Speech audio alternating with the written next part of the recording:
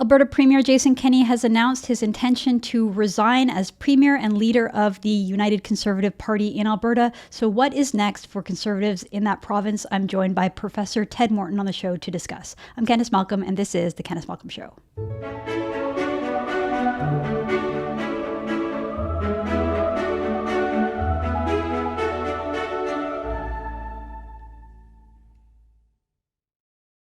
Everyone, thank you so much for tuning into the program. So as you know, we covered the news event last week that Premier Jason Kenney has decided to step down after a leadership review that, let's just say, came in unfavorably for the Premier. He seemed to be caught a little bit off guard, as did the people around him. And he did what I think was the honorable thing, which is to step down to avoid future division in the party. On the whole, I think it is a bad thing for Alberta that Jason Kenney did not succeed in this leadership review. I don't agree with the idea behind the leadership review in the first place, but as I disclosed on the show, I'm not exactly a neutral observer. I once worked for Jason Kenney, and he remains a friend, but I can try to take a step back and give an analysis of why I think he managed to lose control and why he lost. And I think it's important for Conservatives and for Canadians to understand those reasons and not to draw the wrong conclusions. Unfortunately, I think a lot of what's going on in the media right now are people drawing the wrong conclusions, saying that this was some kind of a populist uprising, that it was a bad kind of populism, and sort of blaming the people for the fact that Jason is no longer the Premier of the province. I think that the responsibility lands on the Premier's shoulders and on his desk, the people around him. There were a number of shortcomings. I think the way that they handled COVID was wrong. I think the way that they communicated their policies wasn't the right way. And I think that there are a lot of important lessons that should be learned for Conservatives going forward. So as I mentioned, I wanted to bring in someone who is a very astute observer of all things Alberta, someone who's very knowledgeable on everything to do with Alberta. And I'm talking about Professor Ted Morton. So Ted Morton is Professor Emeritus of Political Science at the University of Calgary. He's a former Progressive Conservative member of the Legislative Assembly in Alberta, and he is the author of several books. His latest book, co-authored, is called Moment of Truth: How to Think About the Future of Canadian Politics. So Ted, thank you so much for joining the show. Hello, Candice. Good to be with you again. So let's just start off with the first obvious question. What happened? Why do you think that Jason Kenney lost the confidence of his party? Well, there's no question that the COVID pandemic was the main reason. I think most incumbents on both sides of the border had trouble dealing with it and striking a balance that was acceptable to the voters. In Alberta, I think it was particularly hard for a Conservative Premier, given the composition of the United Conservative Party. There's a large libertarian wing which did not want the lockdowns. There's also a large, I'd call it, older urban wing, and older people, of course, were more vulnerable, who wanted more lockdown. I think Jason tried to play it down the middle, and normally in politics, playing down the middle is not a bad strategy. But in this case, the middle was only about 20 or 30%, and the other 60 or 70% were on the two wings. So it didn't work, and he was dealt some pretty bad cards, and a couple he didn't play very well, but it was, I think, most unfortunate. Like you, I'm not neutral. I'm an old friend of Jason's and was very happy to see him become the Premier of Alberta. Well, so one of the things that I heard a lot from True North supporters in our audience was wondering why no one in Canada did what Ron DeSantis did, the governor of Florida, where he sort of just went against the conventional wisdom that was being pushed by the elites and said, in Florida, we're going to do things differently. We're not going to lock kids out of school. We're not going to force people to wear masks. And he just had a totally different approach. I think a lot of Conservatives in Canada wished that there was a Premier in Canada that was willing to do that. Jason Kenney seemed to potentially be well positioned to do that. And at one point there was some hope, right? He came out really firmly against the idea of a vaccine passport. This was back in July. And then by September, he had changed his tune. Florida also has an older than average population, a large elderly constituency, and yet Ron DeSantis managed to sort of thread that needle more successfully. Do you think that Jason was misguided in not trying to go down that path, or do you think that would have not been a good strategy in Canada? At least in Alberta, I think that would have backfired just as badly as going down the middle did for him in the cities. And again, remember, Calgary and Edmonton, that's over half the population, and then you have 4 or 5 other large cities, medium-sized cities you're up to 85% of the population. So it's not just cowboy Alberta. It was very hard. The lockdowns were very hard in the rural areas, in the small towns, because of there are fewer services there to begin with, and when they suddenly are locked down or restricted, it was very, very difficult. And so there was a populist element to it. But again, I think if you look at the political demographics of Alberta, there wasn't the path that DeSantis took in Florida wasn't there for Jason. So do you think that Alberta, I mean, it's interesting. I noticed that you did an interview with the Calgary Herald. You said that Kenney did what was best for the party in stepping down. And you said that it kind of wipes the slate clean and that the prospects for the party are good. I sort of saw it the opposite, because I see a party that's deeply divided, right? You have 51% versus 48.5% on the other side. I almost see the old divisions of the PC Wild Rose coming back out. Do you think the party is going to stay united, or do you think that it's gonna fracture back along old lines? I think the division was as much personal as ideological. I said Jason drew some bad cards, but some of the cards he didn't play very well either. And Jason's political skills and political style, I think, was developed and honed in Ottawa. And a style that works in Ottawa doesn't work did not work for him in Alberta. And so I think the division was more personal than ideological. I think the candidates, plus, hopefully for all of us, the pandemic is moving into the background. It will no longer be front and center. I mean, basically, Jason was only in office for less than a year when all of a sudden this happened, and it pushed all the other issues off the agenda. So at least in the last 12 months, the Alberta budget is balanced again. Investments coming back, employment's rising. A lot of positive things happening in Alberta, plus some interesting legislation passed by Jason, things that he promised to do and then followed through on those promises. So I tend to be optimistic.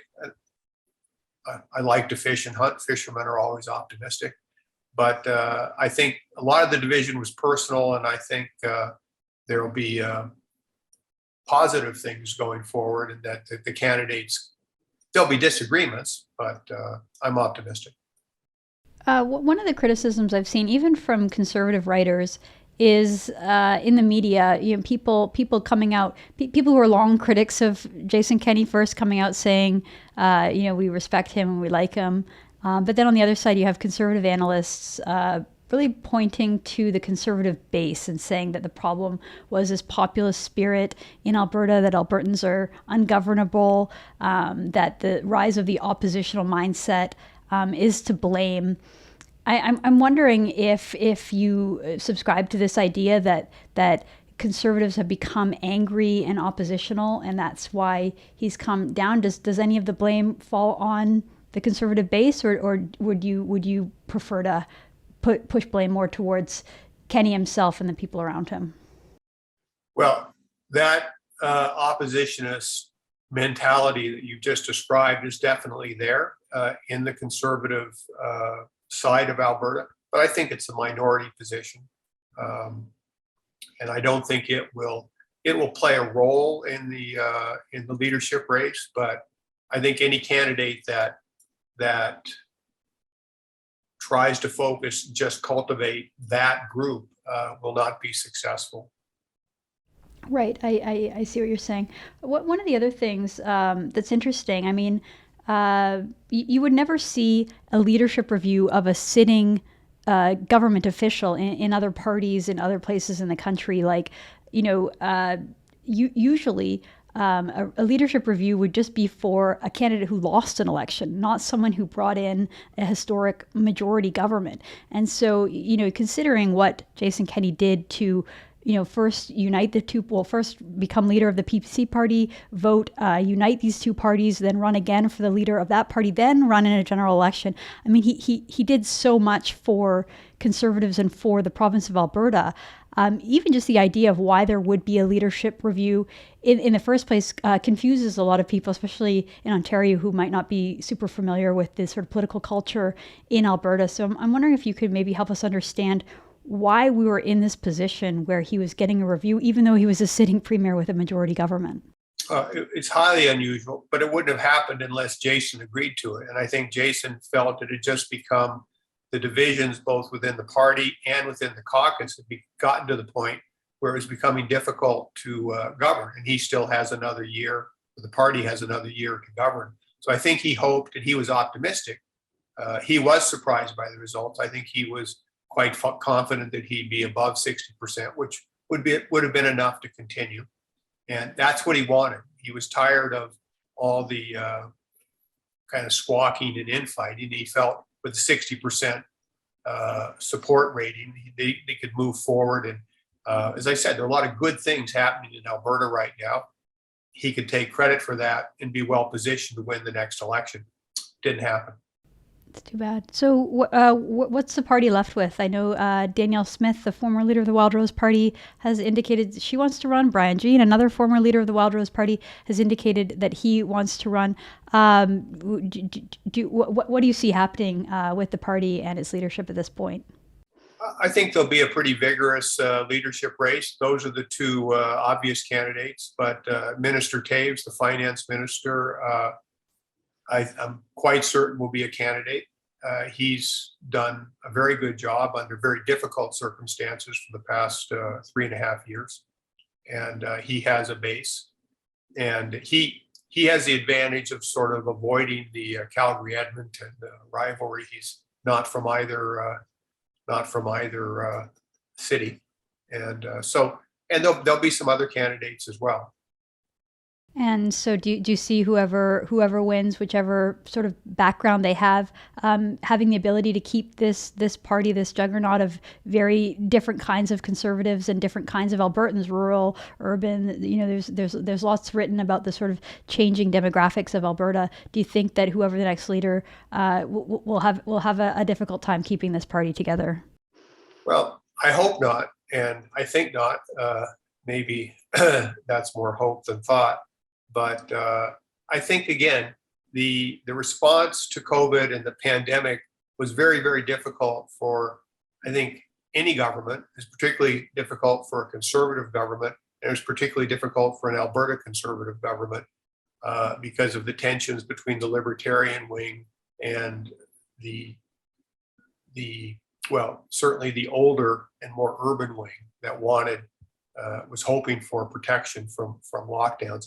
I think that's behind us now. Let's all hope it's behind us. And so I'm optimistic that the candidates we've just identified can move past that, talk about the positive things they've done within Alberta in terms of renewing the economy, getting the budget under control, but also pick up what Jason started but then dropped, which is the whole fair deal panel, the panel that he struck. Alberta. We had the referendum on equalization, abolishing equalization last fall. Over 60% voted for that. But then Jason did nothing with it. And I understand he felt that it was not the right time because of COVID and public health issues.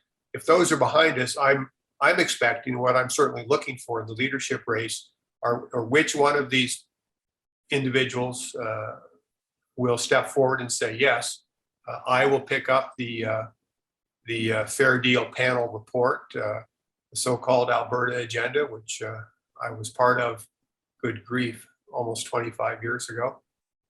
The inside joke is we were right, our timing just was really bad. So anyhow, I'm looking forward to that. And I actually think there's potential with the right leader to find allies in not just in Saskatchewan, but possibly British Columbia, and I hope in Ontario as well. Another issue that Jason Kenney sort of spearheaded was the challenge to Bill C-69, the so-called No More Pipelines bill, that required all kinds of sociological reviews in order to get major infrastructures deals passed. We know that the Alberta court just ruled that it was unconstitutional. That'll probably get further challenged. So do you think that Jason Kenney's departure will hurt this specific challenge, and if it will hurt the energy sector more broadly? Well, that's an important question, and there's no easy answer to that. Very significant that the Alberta Court of Appeal, I think, was a 4-1 decision as well. So strongly decision said this is simply a invasion of provincial jurisdiction, and certainly in Alberta, back when the Constitution Act was done in 1982, for Alberta Premier Peter Lougheed, but the other Western premiers as well, and for Quebec, Section 92A, which very explicitly reasserts, reaffirms, and expands provincial control, provincial responsibility for the development of natural resources, that was central. Lougheed and the others would not have agreed to the Charter of Rights and all that everything else that happened then, if there had not been that very strong and explicit affirmation of provincial jurisdiction over the development of natural resources. Now, since 2015 under Trudeau, that's been under constant attack, and very much to the detriment of the economies and the people and the families in Alberta and Saskatchewan. Right now, because of the terrible things that have happened in the Ukraine and the global oil shortage, prices are up again, and so people are going back to work. But again, I think that's a change that makes me optimistic, not for Alberta, but for Canada. Suddenly, energy security is front and center, not just for Canada and the United States, but for Western Europe, for the whole world. And Canada, and specifically Alberta and Saskatchewan, are very well positioned to play a very important role in the energy security, the balancing of climate change concerns with energy security. Energy security was completely ignored for the past decade, and we're paying the price for it now, particularly Europe's paying the price. They're not going to forget this time. And so again, that's an opportunity, not just for Alberta, but I think for all of Canada. And I think conservative leaders, not just in Alberta, conservatives are the party of opportunity, of free enterprise, and so forth. So that's another reason I'm trying to be optimistic going forward. Well, that's great. I think you're right that energy security has come to the forefront, but I still feel a little skeptical of the idea that, a government like the Trudeau government that would pass a bill like C-69, to me, that's a red flag to any investors. I mean, that the people in charge have openly said, they're all gathering at the World Economic Forum right now, talking about how they want to transition away from energy. They don't want oil and gas to be a necessity in the future. So if you're a company, why would you put your investment into building a project that may take 5-10 years to get off the ground for a commodity that the government and officials and elites openly say they don't want anything to do with it, and they're creating legislation to make sure that we're not reliant on it in the future. Do you think that Canada can still attract investment? Do you think that businesses, and I'm talking about big oil companies, would still be willing to come to Canada to build this kind of critical infrastructure, given the rhetoric that we still hear from the people in charge? Well, we'll see. And the question is, who are going to be the people in charge? Unfortunately, we're probably stuck with Justin and his NDP friends now for another 3.5 years. That's bad. But with new leadership out of Alberta, the possibility, be interesting to see what I'm assuming Ford is going to win in Ontario, and that I would hope he would step forward on the energy file, because Ontario benefits very much from a strong Alberta, Western Canadian energy sector. Even Quebec, you might have seen that, ironically, Premier Kenney and several of his ministers were in Washington just the week before the leadership review in front of a Senate Energy Committee. But there were also representatives from Quebec there and the federal government talking about US, Canada cooperation on the energy front. And again, there's 90% of the talk was about energy security, only 10% was about climate change and renewables. So I think there's a new reality out there. I think people have heard that everyone's hoping that the woke will wake up, right? Now that we've seen not just what's happened to the Ukraine, but what the position that's put Europe in, where they're basically blackmailed by Russia because they become dependent on Russian oil and gas. Canada doesn't want that. The US doesn't want that. Western Europe doesn't want it. Most of Asia doesn't want it. So what happened in the Ukraine isn't just going to affect the Ukraine, Russia, and Europe. It's going to affect the whole world. And energy security is going to be front and center for at least the next decade, I think on a par with climate change. And well, we'll see. In the end, voters will decide. But with $5 gas, fertilizers at all-time high, wheat prices hit a new historical high last week. Food is very expensive. I think you could see a lot of political changes on both sides of the border and electing parties and leaders who are going to say energy security and getting the price of energy back into affordable realm is a priority. Absolutely, it should be. Final question about Jason Kenney, and that is that I think when he was running for leader and he was trying to establish himself as someone who was firmly on the side of Albertans, one of the things, the expectations that Albertans had was that he was really going to fight Justin Trudeau. He was going to demand more of a fair deal. And I think people thought that there would be more of an adversarial relationship. I think a lot of people in Alberta hoped that there would be more of an adversarial relationship.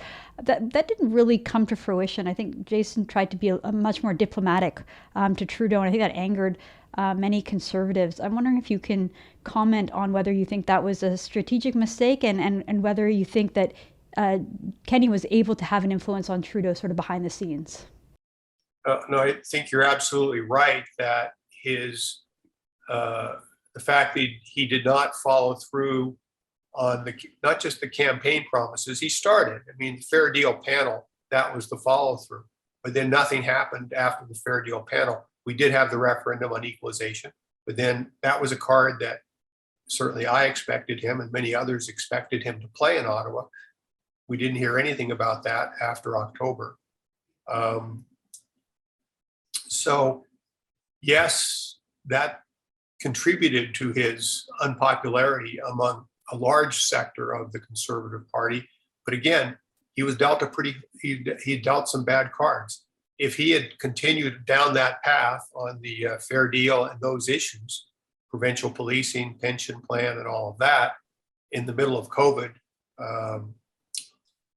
that would not have played well, I think, certainly in the urban areas. So again, my optimism is that with that issue now off to the side, the next leader, with strong support from Alberta and strong support from other parts of Canada, is going to make energy security a key issue. And remember, Canada has the third largest reserves in the world. And the first and second are in places that nobody wants to do business with. It certainly would be their first choice to do business with OPEC in the Middle East. That's a good point as well. You mentioned a few minutes ago about how you don't think that people in Alberta, former Premier Lougheed, would have even signed on to the charter had they known some of the things that were going to play out. You had a pretty devastating piece in the National Post a few weeks ago about the charter. We know that we just celebrated the 40th anniversary. And I wanted to ask you about it while I have you. You wrote, after 40 years, the charter is still one of the worst bargains in Canadian history. So I'm wondering if you can explain to the viewers why you don't have a lot of faith in that document. I think one of the cornerstones of Canada is our federal structure, which allows, we're this huge country, 10 different provinces plus the territories, huge country, relatively small population, and the provinces are all different. And the question is, do you want to be governed by people who live and work in your province, who go to the capital? Or do you want to be governed by people that you've never heard of? They've never heard of you. They live in Ottawa. Again, at the risk of being politically incorrect, at least for those of us in the West, everybody in Ottawa who in the bureaucracy there is bilingual. We're not very bilingual out West. Federalism, the ability for the different provinces to be self-governing, I think, has been a big part of the success of Canada. The Charter changed that, and Trudeau did it on purpose, that he brought in a set of new rules enforced ultimately by one body, the Supreme Court of Canada, which the Prime Minister gets to make all the appointments to. 6 of the 9 judges come, 3 from Quebec, 3 from Ontario, appointed by the Prime Minister. They make the rules now. And now, I was around in the 80s when this happened. Historically, the Supreme Court of Canada avoided policy making and judicial activism. There was a deference to the elected governments, but that all changed in the first decade. It hasn't stopped now. So in effect, what the Charter has become is what I said in the piece, that is disallowance in disguise. Remember, again, at Confederation in 1867, the Macdonald wing of the founders wanted a much, much stronger central government, and they gave these powers of disallowance and reservation to the federal government. Within 30 years, those fell into disuse because they were simply inconsistent with the nature of Canada, our diversity, our size, and everything else. And so this ability for Ottawa to reach out and veto provincial legislation they don't like was taken away.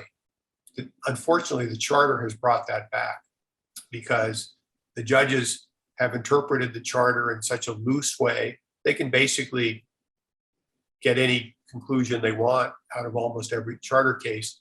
And of course, then there's the Court Challenges Program, which I mentioned, which funds the groups that Liberals like who want legislation, Liberal legislation. To Stephen Harper's credit, he defunded, he stopped funding the Court Challenges Program. But as soon as Trudeau came back in, he started the funding again.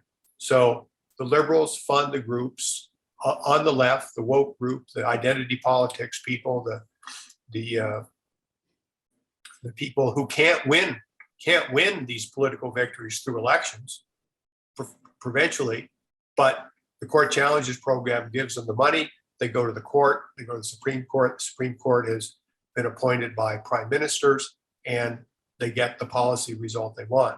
So from a point of view of federalism, it's really disallowance in disguise, and it's been, again, a really bad deal for those of us who think that all Canadians are best served if the decisions we have to live with are made by people in the provincial capital who come from our neighborhoods, who understand our problems, who know about shortage of schools, water issues, traffic issues, employment issues, job issues, housing issues, not people in Ottawa who've certainly, again, out west, people who've never even been out west.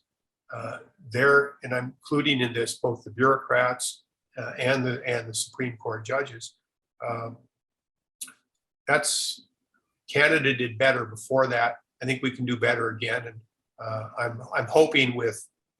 Well, we haven't talked about the federal leadership race, Conservative Party leader, but I'm certainly hoping some of the candidates there will embrace the idea of a more decentralized Canada going forward. Well, so I recently had Brian Peckford on the show, and he was obviously one of the signatories, a former premier of Newfoundland, and he criticized your piece in the National Post with a letter to the editor.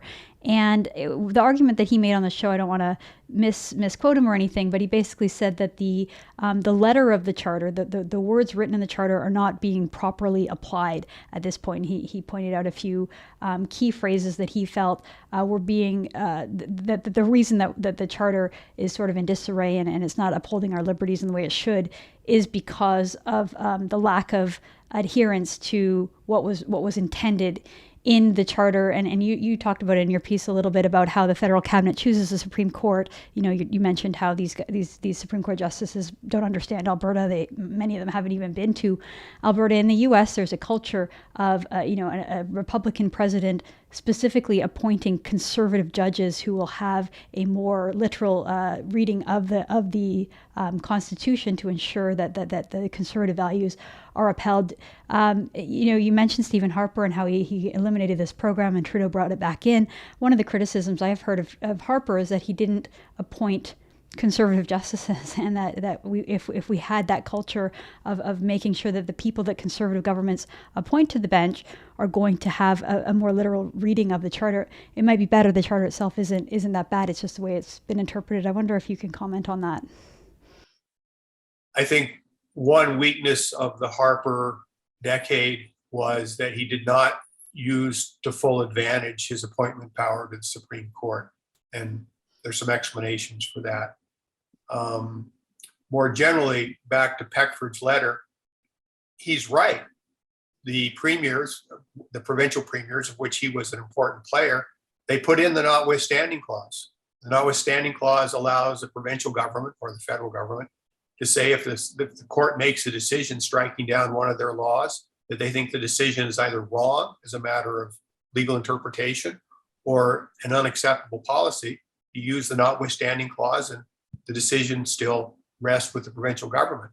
But that was there, Section 92A, not in the charter, but also part of the package, provincial control over natural resource. That's all there, but it's been watered down and distorted by, I would agree with him, judicial misinterpretation.